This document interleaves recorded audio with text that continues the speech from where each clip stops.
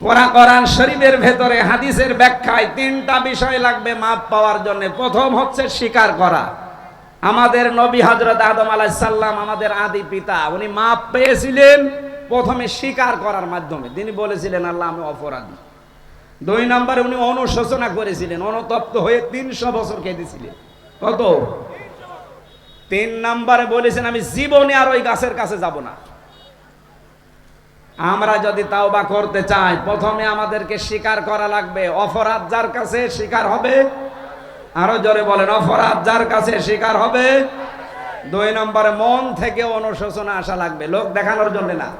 Chairman বিচার করছে একটা বাচ্চা ছেলের, চেয়ারম্যানকে হয়তো গালিগালাজ দিয়েছে অথবা অপমান করেছে, লোকজনের সামনে এখন বিচার বসিয়েছে চেয়ারম্যান। মুরব্বীরা বলছে, ওই চেয়ারম্যান মুরব্বী মানুষের সাথে বিয়াদবি করেছিস, ক্ষমা চা।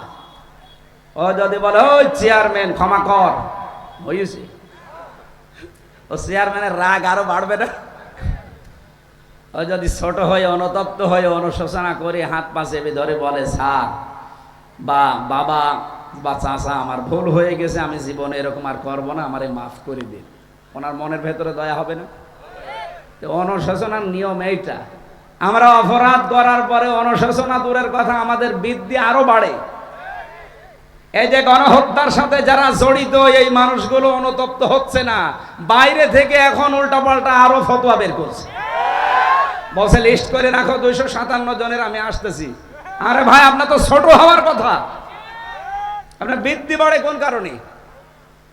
যারা অপরাধ করার পরে অনুশোচনা করে না, স্বীকার করে না, এদেরকে আল্লাহ হেদায়েত থেকে বঞ্চিত করে দেয়।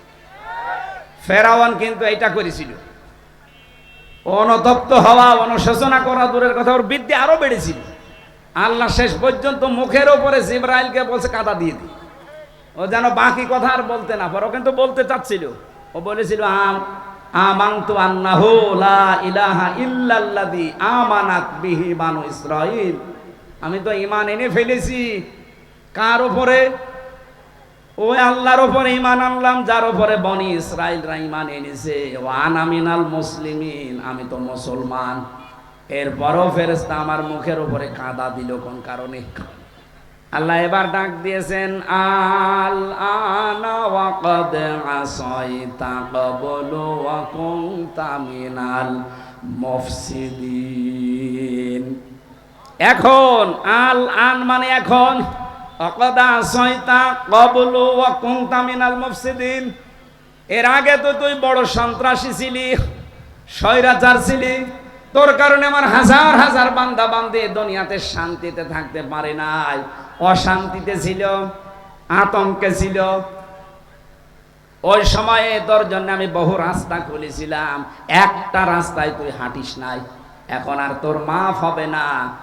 শব্দের দিকে খেয়াল করেছেন? আল্লাহ বলেন আল আন বলার পরে আমি শেষ করিনি, ফালিয়াউমা নুনাজ্জিকা বিবাদানিকা লিতাকুনা লিমান খালফাকা আয়া ওয়া ইন্না কাসীরাম মিনান নাসি আন আয়াতিনা লাগাফিলুন। আজকের এই দিন থেকে আমি তোরে সুটকি দিয়ে রাখলাম, মেডিসিন লাগবে না, ঔষধ দেওয়া লাগবে না, পৃথিবীর কোনো পোকা মাকড়ে মাছে জন্তু জানোয়ারে তোরে খাবে না, কিয়ামত পর্যন্ত বিনা মেডিসিনে তোরে সুটকি দিয়ে রাখলাম। দুনিয়ায় তোর পরে যারা আসবে যেন তোরে দেখে শিক্ষা নিতে পারে, অপরাধ করার পরে যদি কেউ অনুশোচনা না করে তাকে আমি এইটা করে রাখবো। ওকে রেখেছিল হাজার হাজার বছর আগে। এখনো যদি কেউ অপরাধ করার পরে, স্বৈরাচার ফ্যাসিস্ট হওয়ার পরে কোনো মানুষ যদি অনুশোচনা করে ফিরে না আসে, ওকে আল্লাহ ইতিহাস বানিয়ে রাখবে। যারা জালেম ছিল আপনি তাকান, তাদেরকে আল্লাহ বিশাল ইতিহাস বানিয়েছে। এই যে ইয়াজিদ, এই লোকটার নাম কিন্তু ভালো নাম, ভালো নাম না? কি ইয়াজিদ ভালো নাম না? কি সুন্দর নাম ইয়াজিদ। কিন্তু এই লোকটা স্বৈরাচার হওয়ার কারণে, জুলুম করার কারণে আল্লাহ এত বেশি তাকে বিনষ্ট করে দিয়েছে, নষ্ট করে দিয়েছে, ঘৃণিত করে দিয়েছে। আপনি এখন দেখেন কোন হিন্দুকে যদি বলেন ভাই ছেলে হয়েছে নাম ইয়াজিদ রাখেন, ও বলবে কি? এটা একটা গালি। এত সুন্দর একটা নামকে জুলুম করার কারণে যদি আল্লাহ গালি বানিয়ে দিতে পারে, অথচ ১৫০০ বছর পরে ওই নাম কেউ রাখে না। আমি হিন্দু, খ্রিস্টান, বৌদ্ধ, ইহুদি এদের সাথেও মিশেছি বাইরের দেশগুলোতে, কারো নাম আমি ইয়াজিদ পাইনি। মুসলমান দূরের কথা, কোন খ্রিস্টান, ইহুদি পর্যন্ত আমি ইয়াজিদ নামে কাউকে পাইনি, শুনিও নিজে ইয়াজিদ কারো নাম হয়। অথচ নামটা কিন্তু একটা ভালো নাম। উনি কেন্দ্রীয় মসজিদের ইমাম ছিলেন। জুলুম করার কারণে তার মতো নাম যদি আল্লাহ ঘৃণিত বানিয়ে দিতে পারে, গালি বানিয়ে দিতে পারে, আর যারা জুলুম করেছিলেন এখনো অনেকে জুলুমই আছেন, আপনি থামবেন। জুলুম যদি করে মারা যান, সত্যি আপনার নামকেও আল্লাহ ইতিহাসে গালি বানিয়ে রাখবে।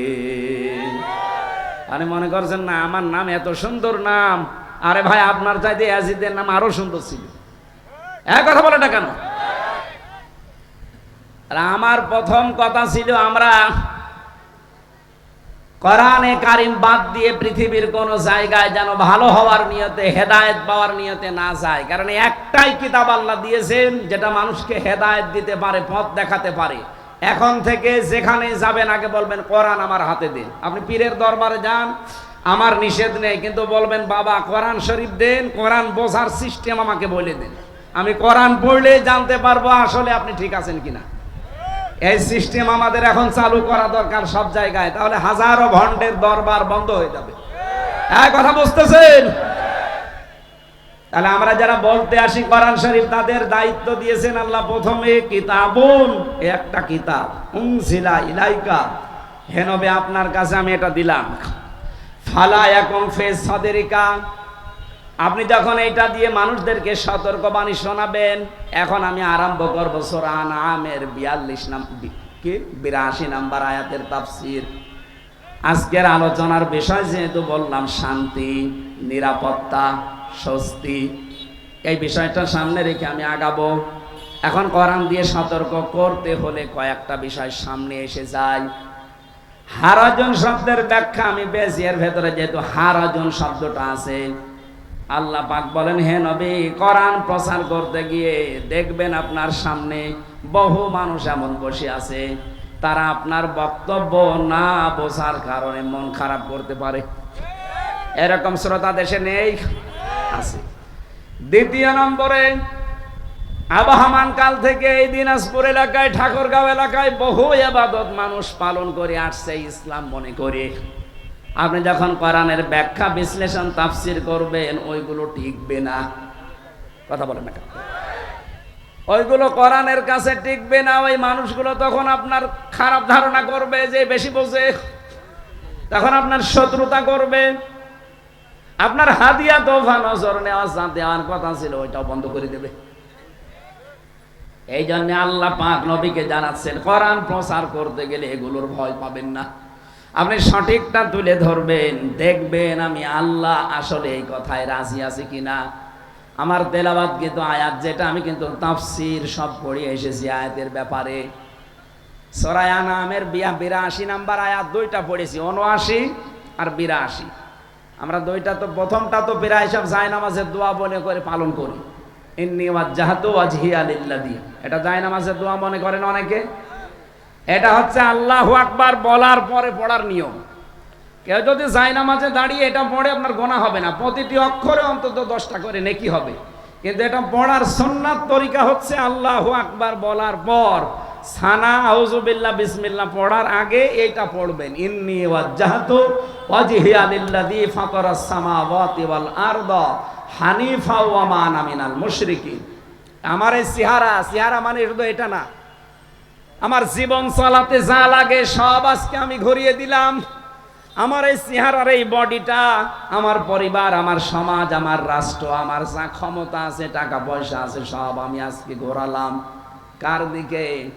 ওই আল্লাহর দিকে ঘুরিয়েছি, যিনি আসমান আর জমিনের উদ্ভাবক। হানিফা, আমি লোক দেখানোর জন্য এগুলো করছি না, আমি মন থেকে একনিষ্ঠভাবে করছি। ওমা আনা মিনাল মুশরিকিন, আমি কিন্তু মুশরিক না। এই শব্দটা যে কত বড় গুরুত্বপূর্ণ, আমরা যারা হজে যারা যায় বা গিয়েছে, এখানেও দেখলাম একটা আলহাজ আছে, হজে যাওয়ার প্রথমেই কিছু নিয়ম পালন